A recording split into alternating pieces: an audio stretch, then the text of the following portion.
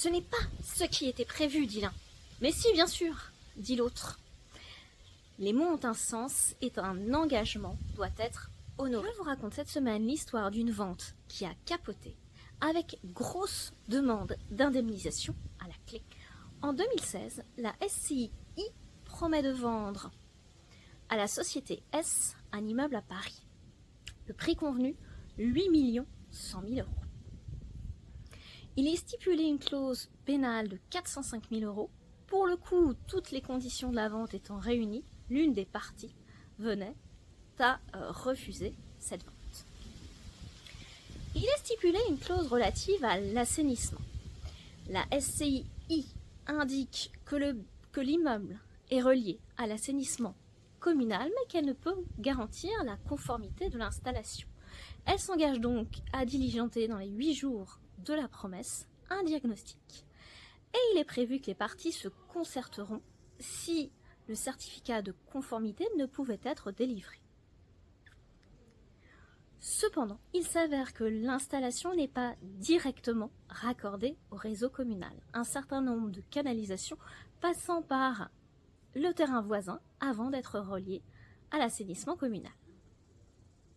La vente n'a finalement pas lieu et la SCI, venderesse, estimant que la vente aurait dû être régularisée, assigne le bénéficiaire de la promesse devant le tribunal pour obtenir de sa part le paiement de la clause pénale de 405 000 euros. Le tribunal rejette la demande, mais en outre, il condamne la SCI à verser la clause pénale de 405 000 euros au bénéficiaire de la promesse, à son acheteur. Il considère en effet que la promesse engageait la SCI à délivrer un bien conforme, c'est-à-dire avec toutes les canalisations reliées au réseau d'assainissement communal. Mécontente, la SCI fait appel.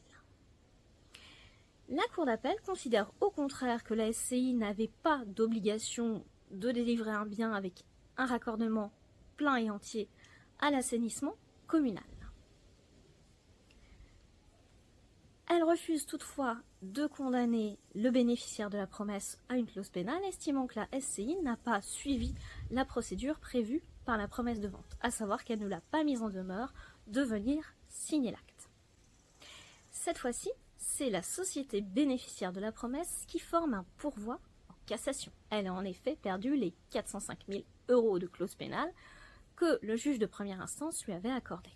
La société plaide devant la Cour de cassation que la promesse impliquait l'obligation pour la venderesse de délivrer un bien dont toutes les canalisations étaient reliées à l'assainissement communal. Il y a donc eu un manquement à l'obligation de délivrance et par suite la clause pénale était due par la société venderesse.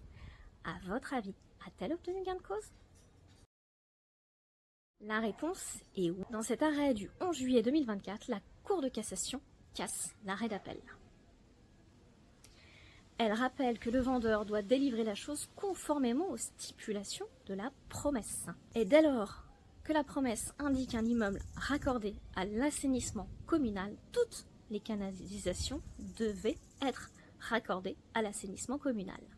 La Cour d'appel de renvoi va donc certainement condamner le promettant au paiement de la clause pénale. Moralité, un acte engage. Il est important de faire toutes les vérifications avant de procéder à la signature d'un acte. La mise en place de conditions quant à l'état du bien crée des litiges parasites dont il peut être difficile de se sortir. Si cette vidéo vous a plu, je vous invite à la commenter, à la liker ou à la partager.